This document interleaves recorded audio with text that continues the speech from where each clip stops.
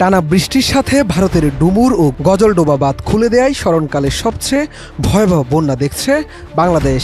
এতে এখন পর্যন্ত ১১ জেলায় ৪৯,38,১৫৯ জন মানুষ ক্ষতিগ্রস্ত হয়েছেন।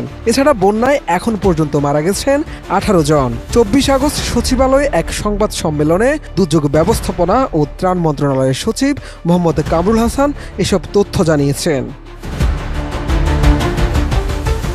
এর মধ্যে কয়েকদিন টানা ভারী বৃষ্টি ও উজান থেকে নেমে আসা পানিতে রাঙামাটির কাপ্তাই হ্রদের পানি বৃদ্ধি পেয়েছে। বন্যা পরিস্থিতি নিয়ন্ত্রণে আজ রাত ১০টায় কাপ্তাই বাঁধের ১৬টি জলকপাট খুলে দেওয়ার সিদ্ধান্ত নিয়েছে কর্ণফুলী পানি বিদ্যুৎ কেন্দ্র। বাংলাদেশ বিদ্যুৎ উন্নয়ন বোর্ডের এক জরুরি বার্তায় এই তথ্য জানানো হয়েছে। বিজ্ঞপ্তিতে বলা হয়, শনিবার বিকেল ৩টায় কাপ্তাই হ্রদের পানির উচ্চতা ১০৭.৬৬ MSL রেকর্ড করা হয়েছে, যা বিপদসীমার কাছাকাছি হওয়ায় হ্রদের উজান ও ভাটি এলাকায় বন্যা নিয়ন্ত্রণে পানি নিষ্কাশনের জন্য আজ রাত ১০টায় স্পিলওয়ের ১৬টি গেটের ৬ ইঞ্চি করে খুলে দেওয়া হবে। এতে প্রতি সেকেন্ডে ৯,০০০ কিউবিক ফিট পানি নিষ্কাশিত হবে। বিজ্ঞপ্তিতে আরও বলা হয়, বর্তমানে হ্রদের ইনফ্লো ও বৃষ্টিপাত নিবিড়ভাবে পর্যবেক্ষণ করা হচ্ছে।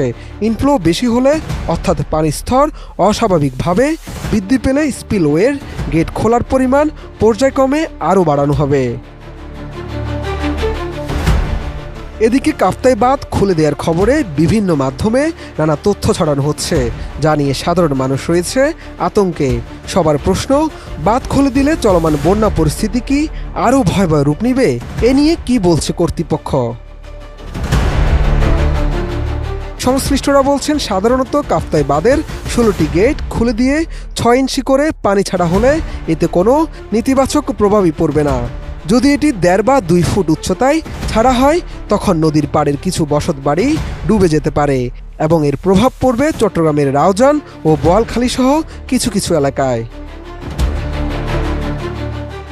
এছাড়া তারা আরও জানায়, কাপ্তাই বাঁধের গেট খুলে দেওয়ার ঘোষণা আসার পর সামাজিক যোগাযোগ মাধ্যমে যে আতঙ্ক বা ভয় ছড়ানো হচ্ছে তা সঠিক নয়, তাই আতঙ্কিত হওয়ার প্রয়োজন নেই।